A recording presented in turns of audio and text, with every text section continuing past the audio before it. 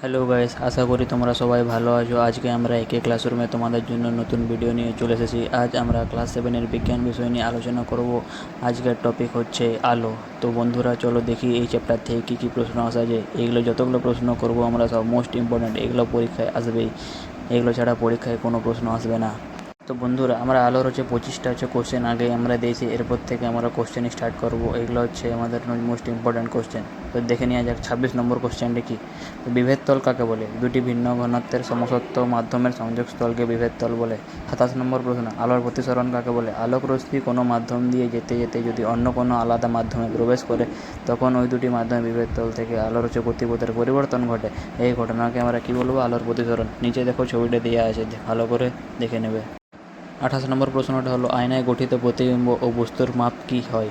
সমান হয়। 29 নম্বর প্রশ্ন হচ্ছে, বস্তু থেকে আয়না ও আয়না থেকে প্রতিবিম্বের দূরত্ব কী হয়? সমান হয়। 30 নম্বর প্রশ্ন, আয়নায় গঠিত প্রতিবিম্বের প্রকৃতি কী রকম হয়? সমশীর্ষ হয়।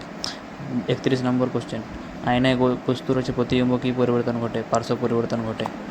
33 নম্বর প্রশ্ন, অ্যাম্বুলেন্স কথাটা অ্যাম্বুলেন্স গাড়িতে উল্টো লেখা থাকে কেন? অ্যাম্বুলেন্সের সামনে অ্যাম্বুলেন্স শব্দটি উল্টো করে লেখা থাকে যাতে সামনে থাকা গাড়ির চালক তার হচ্ছে রিয়ার ভিউ মিরর বা আয়নায় দেখে হচ্ছে এটি সোজা পড়তে পারেন। 34 নম্বর প্রশ্ন, বর্ণালী কি?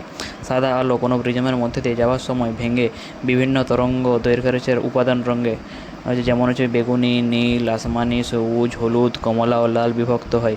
এই রঙের ধারাবাহিক সমাবেশ বা বিভিন্ন তরঙ্গ দৈর্ঘ্যের আলোক তরঙ্গের সমষ্টিকে বর্ণালী বলে। 30 নম্বর প্রশ্ন, আলোর বিচ্ছুরণ কাকে বলে?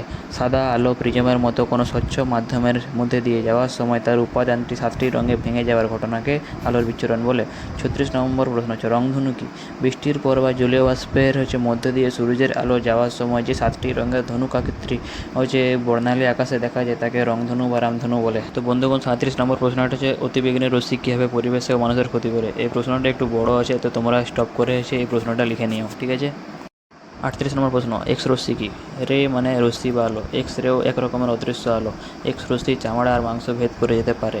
এক্স রশ্মি হাড়ের মধ্যে দিয়ে চলে যেতে পারে না, তাই হাড়ের কোনখানটা ভেঙেছে, ক্ষয়ে গেছে তার ছবি তুলে বোঝা যায়। 39 নম্বর প্রশ্ন, এক্স রশ্মি ব্যবহার করলে কী হয়?